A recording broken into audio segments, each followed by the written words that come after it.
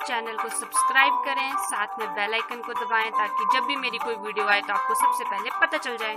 Hello everyone, welcome back to your own channel my passion teaching. So आज हम आगे के क्वेश्चन करने जा रहे हैं चैप्टर नंबर 12 के, जिसका नाम था कैन वी शेयर, और इससे रिलेटेड हमने कुछ क्वेश्चन जो है वो पीछे किए हैं। सो प्लीज उन पुरानी वीडियोस को जरूर देखें, क्योंकि तभी आप आगे की वीडियोस को सॉल्व कर पाएंगे क्वेश्चंस को।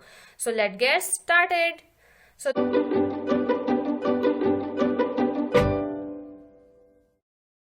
The first question is jumpy animals. आप सब देख रहे होंगे जितने भी एनिमल्स हैं वो जंप करते हैं, ठीक है, कूदते हैं।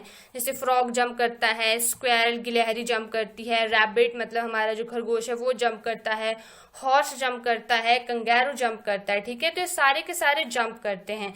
अब आपको यहाँ पे बताया भी गया है कि जो फ्रॉग है वो 2 स्टेप्स एट अ टाइम की जब वो जंप करेगा। मान लो कि आपके घर की सीढ़ियां हैं, ठीक है, मान लो कि आपके घर में लगी हुई हैं सीढ़ियां इस तरह से, ठीक है। तो ये जो फ्रॉग है जब वो यहाँ पे होगा नीचे, ठीक है, जमीन पे, तो यहाँ से जब वो जंप करके वो सीधा दूसरी पैड़ी के ऊपर पहुंच जाएगा, दूसरे स्टेप के ऊपर। तो यही बताया गया है a frog jumps 2 steps at a time, की वो 2 स्टेप जो है वो एक ही बारी में जंप कर सकता है, ठीक है। जो स्क्वेरल है वो 3, वो यहाँ से सीधे तीसरे के ऊपर पहुंच जाएगी। जो रैबिट है वो जंप करेगा 5, वो यहाँ से सीधा 5वें के ऊपर पहुंच जाएगी। जब वो एक बार जंप करेगा वो 5 स्टेप एक ही बारी में कवर कर लेगा, ठीक है। हॉर्स जो है वो 15, मतलब कि जब वो यहाँ खड़ा है ना नीचे, और अगर उसको 15 सीढ़ियां हैं आगे, तो वो एक ही बार में 15वीं सीढ़ी के ऊपर पहुंच जाएगा, ठीक है। और जो कंगारू होता है वो 30 स्टेप, मतलब एक ही बारी में वो 30 सीढ़ियां पार कर जाएगा। अब आपसे जो है यहाँ पे कुछ क्वेश्चन पूछे गए हैं उससे रिलेटेड। तो question is use the path on the next page to find out. ये जो आपका आगे वाला पेज है, यहाँ पे आपको जो है वो पाथ बताया गया है, ठीक है। आपने जो है वो फाइंड आउट करना है। क्या फाइंड आउट करना है, देखो, इन how many jump will frog reach 30। अब तो मतलब हम 30 को 2 से डिवाइड करेंगे। अब क्यों किया 2 से, मैं आपको समझाती हूँ। देखो, ये है हमारे पास फ्रॉग है, ये है हमारे पास 0, यहां पर था फ्रॉग पहले, है ना। और अभी मैंने आपको क्या बताया कि फ्रॉग कितने कदम एक ही बारी में वो 2 स्टेप चल सकता है, ठीक है। मतलब कि अगर वो यहाँ पे होगा तो एक ही बार में वो यहाँ पहुंच जाएगा।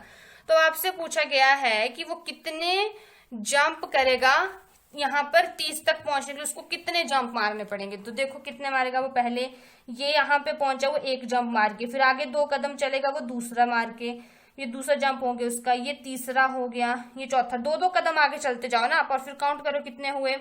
ये 8 से 10 पे पहुंच जाएगा 7। इस तरह से अब जब आप काउंट करोगे तो आप निकाल लोगे कि उसको कितने जंप लगेंगे।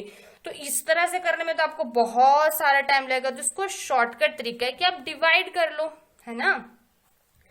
क्योंकि देखो वो 30 स्टेप्स, ठीक है, क्योंकि वो जो है उसको 30 कदम चलना है, ठीक है। तो हमें 30 को भाग करना है, ठीक है, 30 को डिवाइड करना है। और वो एक बार में कितने कदम चल सकता है, 2 कदम। जैसे हमने अभी तक पीछे के क्वेश्चन किए कि हमारे 2 हाथ हैं तो हम 2 से डिवाइड कर रहे थे, उसी तरह से जब वो एक बार में 2 कदम चल सकते हैं तो हम 2 से ही डिवाइड करेंगे। तो हम कैसे करते हैं डिवाइड, पहले 2 का टेबल, पहले हम फर्स्ट डिजिट को देखेंगे। अब फर्स्ट डिजिट 3 से बड़ा है, ठीक है। अब जब फर्स्ट डिजिट 3 से बड़ा है तो हम जो है, सॉरी 2 से बड़ा है, तो हम टेबल पढ़ेंगे कहां तक, जब तक कि 3 नहीं आता। तो 2 का टेबल पढ़ो, 2 1 जा 2, 2 2 जा 2 1 जा 2 और 2 2 जा 4। अब आप देख रहे होंगे कि ये तो ज्यादा हो गया, 3 तो आया ही नहीं कहीं पे। तो अब जब ऐसा होता है तो इस केस में हम क्या करते हैं कि जो पीछे वाला नंबर होता है, ठीक है, ये जो एक ज्यादा हो गया उससे, तो हम उससे पीछे वाले नंबर को ले लेते हैं, ठीक है।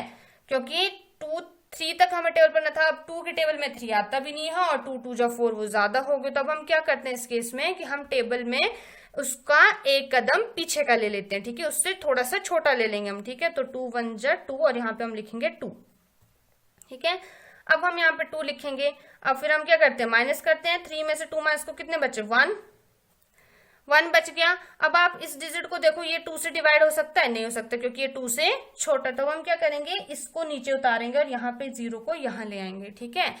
क्योंकि जब आप 2 से डिवाइड करने लगोगे, मैंने आपको बोला है ना फर्स्ट डिजिट देखते हैं पहले, तो यहाँ पे जब आप डिवाइड करने लगोगे तो ये तो 1 जो है वो 2 से छोटा है, तो अब हम यहाँ से 0 को उतारेंगे। अब ये दोनों को एक साथ लेंगे, कितने बन गए, 10 बन गए। अब हम 2 का टेबल तब तक पढ़ेंगे जब तक कि 10 नहीं आ जाता। तो 2 3 जा 6, 2 4 जा 8, 2 5 जो कितने होते हैं 10। आगे तो हमने यहाँ पे लिख दिया 10, और 10 में से 10 माइनस के आंसर कितना आ गया 0। तो मतलब कि 15, उसको टोटल 15 कदम चलने पड़ेंगे यहाँ पर 30 तक जाने के लिए, क्योंकि वो एक बारी में 2 कदम चल सकता है, तो वो 15 स्टेप में पहुंच जाएगा। ठीक है, अब आपसे सेम आगे वाला क्वेश्चन पूछा गया कि in how many jumps will square reach 27। अब ये है हमारे पास स्क्वायर है, हमें पता है वो कितने, अब यहाँ पे हम 3 से डिवाइड करें क्योंकि 3 स्टेप चल सकती है एक बारी में, और पहुंचना है कहाँ उसे 27 तक। तो सेम वैसे डिवाइड करेंगे, यहाँ पे 27 को किससे डिवाइड करेंगे 3 से डिवाइड कर देंगे, है ना।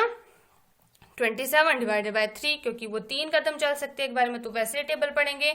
2 1 3 का टेबल पहले हम फर्स्ट डिजिट देखते हैं। ठीक है, फर्स्ट डिजिट क्या है हमारे पास 2 है। अब 2 तो 3 से छोटा, तो हम इसको डिवाइड नहीं कर सकते हैं, तो हम दूसरे डिजिट को उसके साथ लेंगे। अभी क्या बनेगा हमारे पास ये 27। अब हम 3 का टेबल वहां तक पढ़ेंगे जब तक कि हमारा आंसर 27 आ जाता। तो इतनी देर से हम 2 का टेबल पढ़े जा रहे हैं, तो अब आपको तो याद हो गया होगा 3 का टेबल। तो इतनी देर से हम 3 का टेबल पढ़े जा रहे हैं, तो आपको याद हो गया होगा 3 का टेबल। सो 3 9 जा कितने होते हैं 27। ठीक है, तो यहाँ पे हम लिख देंगे 9, और यहाँ पे लिख दिया हमने 27, क्योंकि जब आप 3 का टेबल पढ़ोगे तो 27 कहाँ आएंगे जब हम 9 तक पहुंच जाओगे।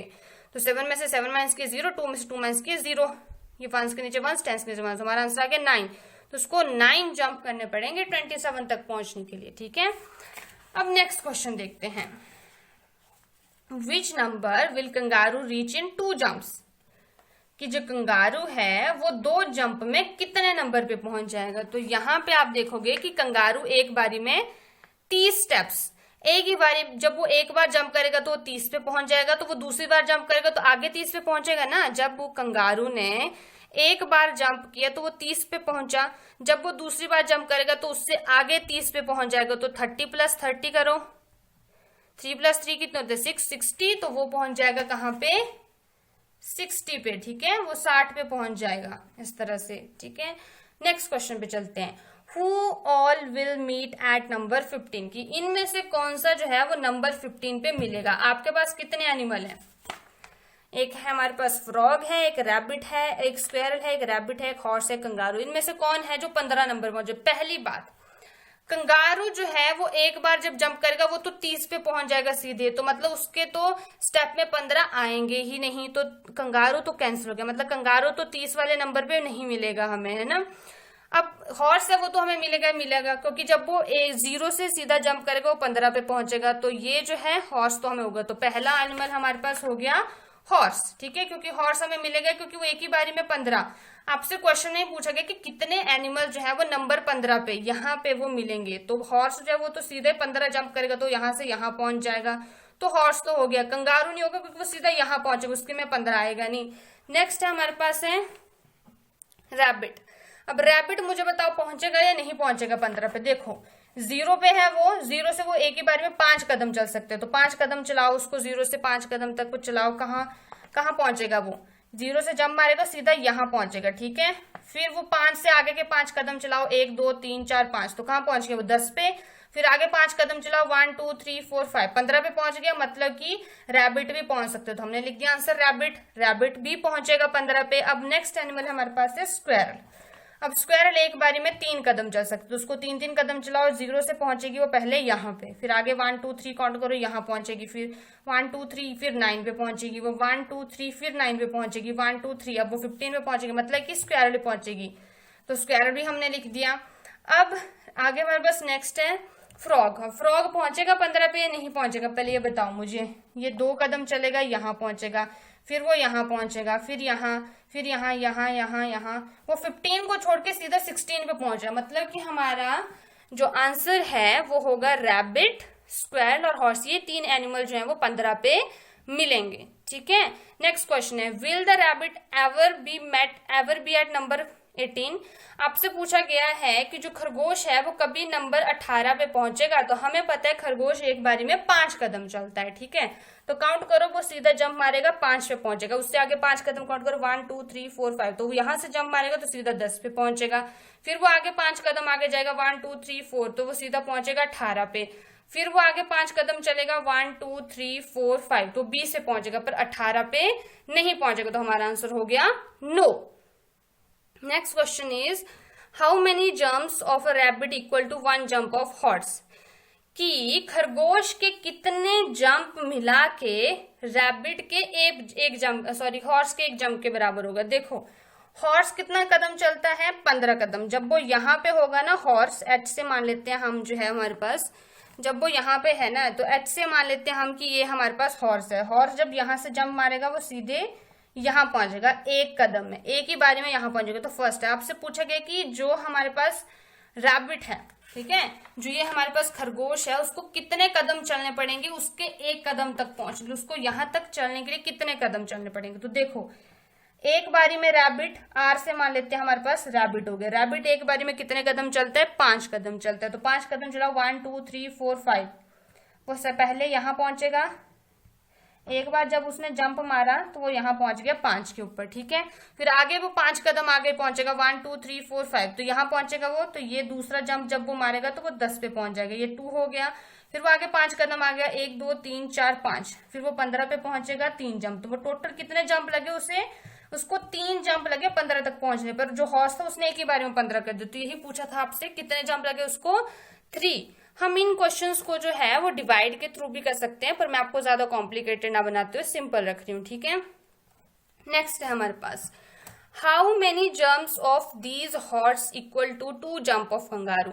अब आपसे पूछा गया है कि हॉर्स के कितने जंप कंगारू के 2 जंप के बराबर। अभी हमने देखा कि कंगारू के 2 जंप कितने होते हैं, 60। ये इस क्वेश्चन में अभी आपको मैंने समझाया ना कि कंगारू एक बारी में 30 कदम चल सकते हैं, तो वो आगे वाले दूसरे स्टेप में आगे 30 पहुंचे, मतलब कि 30 + 30 हो गए 60। वो 60 पे पहुंच जाएगा जब वो जंप करेगा। तो आपसे पूछा गया कि अब कितने जंप जो है वो हॉर्स को करने पड़ेंगे वहां तक पहुंचने के लिए। तो अब ये तो आपको डिवाइड से करना पड़ेगा, क्योंकि ऐसे आप करोगे तो आपको बहुत देर लग जाएगी उसको कैलकुलेट करने में। जैसे हमने रैबिट का किया वैसे भी हम इसको कैलकुलेट कर सकते हैं, क्योंकि हॉर्स, कंगारू एक ही बारे में यहाँ पहुंच गया है ना, पर हॉर्स को कितने कदम चलने हैं उसके 2 कदम तक पहुंचने के। तो हम क्या करेंगे यहाँ पे, मुझे आप बताओ। टोटल कितने हैं, 60 कदम है उसे चलने के लिए, और जो घोड़ा है वो एक बारी में कितने कदम, 15 कदम चल सकता है। तो अब हम 15 से 60 को डिवाइड कर देंगे और हमें पता लग जाएगा कि उसको कितने कदम चलने पड़ेंगे, कितनी बार जंप करना पड़ेगा कंगारू के 2 जंप तक पहुंचने के लिए, ठीक है।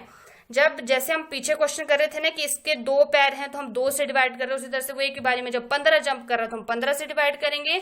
जैसे कि हमने पीछे किया कि 30 तक पहुंचना था और जो हमारे पास फ्रॉग था वो 2 जंप मार रहा था, तो हमने 30 से 2 को डिवाइड कर दिया। उसी तरह से हमें 60 तक पहुंचना है, वो एक बार में 15 तक जंप कर रहा है, तो हम 15 से डिवाइड करेंगे, ठीक है।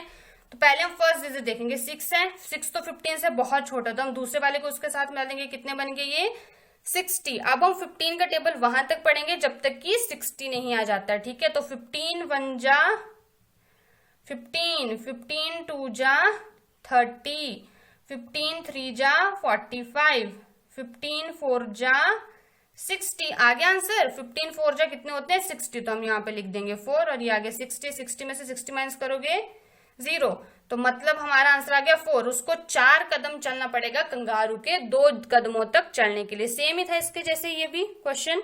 आगे चलते हैं, which is the smallest number where the frog and the square will meet. कि जो फ्रॉग है हमारे पास, जो ये यहाँ पे उछल रहा है मेंढक, और जो हमारे पास गिलहरी है, वो ऐसा सबसे छोटा कौन सा नंबर होगा जहां पे मिलेगा। देखो यहाँ पे तो सबसे छोटा नंबर 0 है और 1 है, ठीक है। यहाँ आप देखोगे तो सबसे छोटा नंबर 1 है, पर 1 पे तो नहीं मिल सकते हैं, क्योंकि जब जो मेंढक है वो जंप करेगा वो सीधा 2 पे पहुंचेगा, और जब स्क्वायर जंप करेगी तो सीधा 3 पे पहुंचेगी। तो ये दोनों नहीं मिले, 2 और 3 तो कैंसिल हो गए, मतलब 0 1 2 3 कैंसिल। अब आगे चलते हैं, अब यहां से फ्रॉग जो है वो 2 कदम उड़ेगा और यहाँ पहुंचेगा 4 पे, है ना। और जो स्क्वायर थी, जैसे हम यहाँ पे कर लेते हैं, जैसे फ्रॉग के लिए हम F लिख देते हैं और स्क्वायरल के लिए हम S लिख देते हैं, है ना। 0 से जब फ्रॉग जो वो 2 कदम चल सकते हैं तो वो पहुंचेगा 2 पे, फ्रॉग पहुंच गया 2 पे, और 0 से जब स्क्वायर चली तो वो पहुंचेगी सीधी 3 पे, है ना, क्योंकि वो एक बारी में 3 कदम चल सकती है। अब फ्रॉग आगे 2 कदम चलेगा तो 1 2, तो मतलब 2 से वो पहुंचेगा सीधा 4 पे पहुंच गया फ्रॉग, है ना। और स्क्वायर जो है वो 3 से आगे 3 कदम और चलेगी, 1 2 3, ये पहुंच गई 6 के ऊपर। यहां से उसने जंप मारा और वो पहुंच गई 6 के ऊपर, जो हमारे पास स्क्वायर थी, ऐसे मैंने स्क्वायर लिख दिया यहाँ पे, है ना।